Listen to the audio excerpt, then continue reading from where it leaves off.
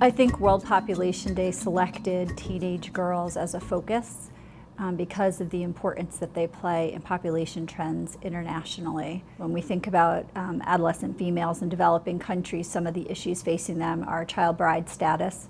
So we have countries where 68% of the marriages are happening and 60%, over 50% in some countries before they're 18 years of age.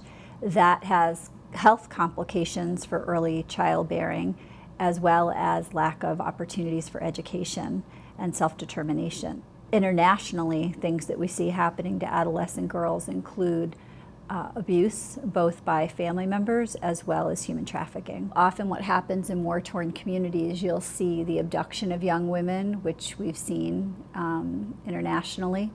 You'll see those women used as slave trades, sometimes actually turned into suicide bombers or child soldiers. You'll see the sex slaves impregnated by their captors and held sometimes for years. Sometimes they end up dead as a result of childbirth complications. I think public awareness is important because there are things we can do. We know that if we can keep women in school, that they will end up having healthier lives. They will likely marry later, which will mean their health consequences from early childbirthing won't happen, the bad consequences. I just recently toured domestic violence and sexual assault shelter in one of the sub-Mekong countries I was visiting, and I was inspired by the young women that I met and their stories. And what was most inspiring is that region's efforts to use economic self-sufficiency as a model to help people in recovery from the trauma.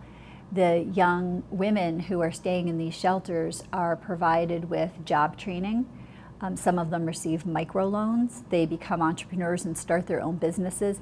And this is important in many ways. One, they get to provide for themselves and their families financially, which will reduce probably their propensity to get into a relationship that might be unhealthy. But I think that self-efficacy helps them recover from their trauma as well. I think one of the things is that we often get stuck in our answer. And in some communities, we think that law enforcement is the way to go or counseling is the way to go. And communities buy into what the answer is before we know what the science has to say.